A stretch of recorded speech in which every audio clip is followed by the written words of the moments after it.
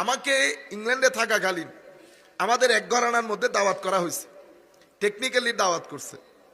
এই আল্লাহ পাক জানে তাদের ভিতরে কি ছিল। তারা মনে করছে মানে আমি ওদের ওখানে গিয়ে ওদের মতো করে কথা বলবো, তাইলে বাইরে একটু আমাকে নিয়ে কিছু বদনাম টদনাম বা এরকম কিছু একটা করতে পারবে। তবে আমি আল্লাহ পাক জানে হয়তো এটা তাদের মতে নাও থাকতে পারে, আমি এটাই বিশ্বাস করি ছিল না।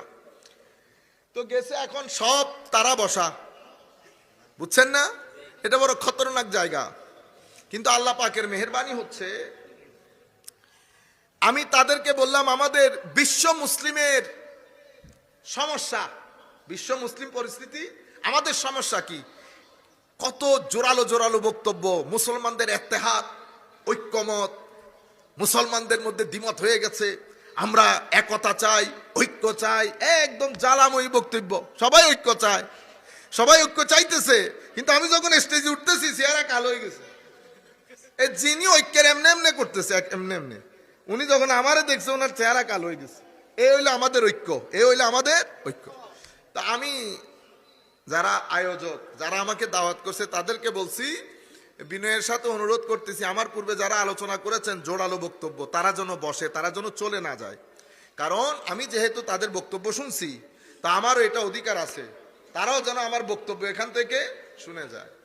তা আমি বলছি এই যে এতগুলা ফিলোসফিক্যাল কথা মুসলমানদের, তো আমি বলছি আমি এক বাক্যে বলি মুসলমানদের সমস্যা কোথায়।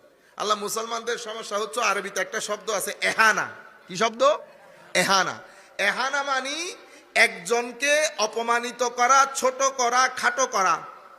একজনকে ছোট করা, খাটো করা, অপমানিত করা, ইংরেজিতে বললে ইনসাল্ট করা, ডিফেন্ড করা, আন্ডার এস্টিমেট করা, ইগনোর করা, অ্যাভয়েড করা, বুঝতে পেরেছেন, ডিসরিগার্ড করা। এটা হচ্ছে উম্মতে মুসলিমার মৌলিক সমস্যা, আর নইলে আমাদের আর কোনো সমস্যা নাই। এখানে বলা হয় মুসলমানরা শত দলে বিভক্ত। কে বলছে মুসলমানরা শত দলে বিভক্ত? কোন দলে বিভক্ত মুসলমানরা? মুসলমানদের 1300 বছরের ইতিহাসে মেইন স্ট্রিম 95% মুসলমান আহলুস সুন্নাত ওয়াল জামাত।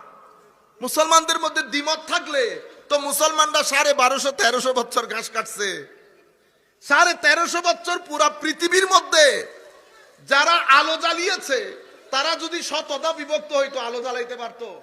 কিন্তু পৃথিবীকে বুঝা, আমি জিজ্ঞেস করছি ওখানে, বলেন আমাকে মুসলমানরা এখানে ফেরকা হয়েছে, ফেরকা, জামাত আর ফেরকা এক জিনিস না। আপনি এখান থেকে পুকুর থেকে পানি নিয়ে যাচ্ছেন আমার কাকার রিজার্ভ ট্যাঙ্কে, তো পানির মেশিন বসাইছেন, বড় একটা পাইপ দেন নাই, তো পাইপ দিয়ে পানি যাচ্ছে, সব পানি কি রিজার্ভ ট্যাঙ্কে যায়? ছিদ্র দিয়ে